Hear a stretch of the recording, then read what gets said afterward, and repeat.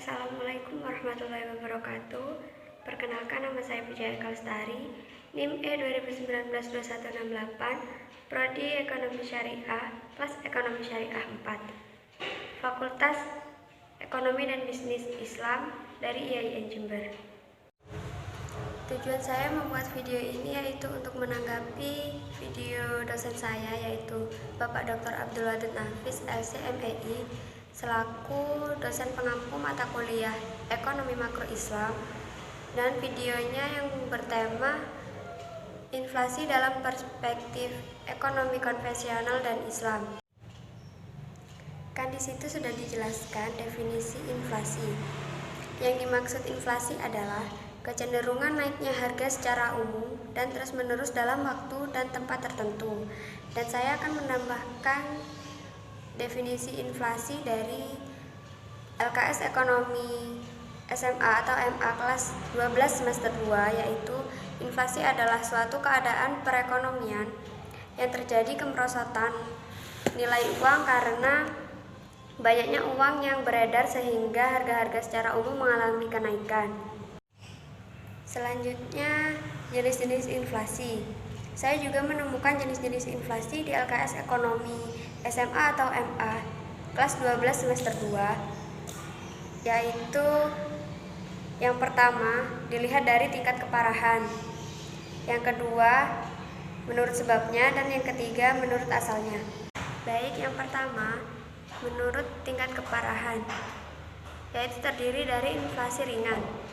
Jika dihitung per tahun, yaitu 10%, inflasi sedang jika dihitung per tahun, yaitu 10 sampai dengan 30%, inflasi berat 30 sampai dengan 100% per tahun, dan hiperinflasi atau tidak terkendali, yaitu 100% per tahun.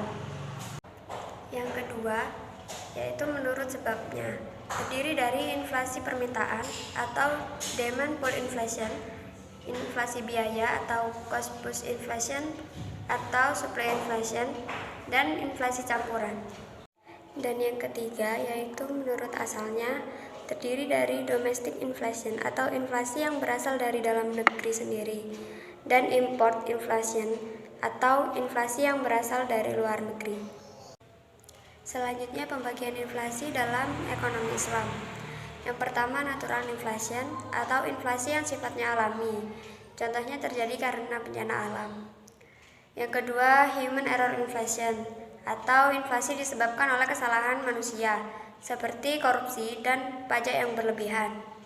Baik, selanjutnya membahas tentang dampak inflasi dalam perspektif ekonomi Islam, yaitu menimbulkan gangguan terhadap fungsi uang, terutama terhadap fungsi tabungan atau nilai simpan, fungsi pembayaran di muka, dan fungsi unit perhitungan.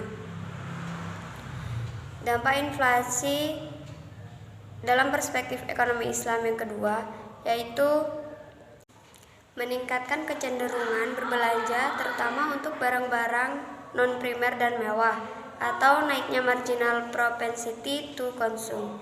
Selanjutnya, solusi inflasi dalam ekonomi Islam. Yang pertama, kebijakan fiskal.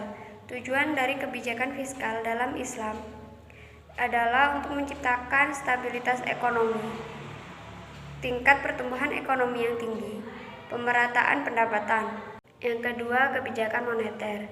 Bank Islam harus mengarahkan kebijakan moneternya untuk mendorong pertumbuhan dalam penawaran uang yang cukup untuk membiayai pertumbuhan potensial dalam output jangka menengah dan jangka panjang demi mencapai harga stabil dan tujuan sosioekonomi Islam. Mungkin itu saja yang bisa saya sampaikan.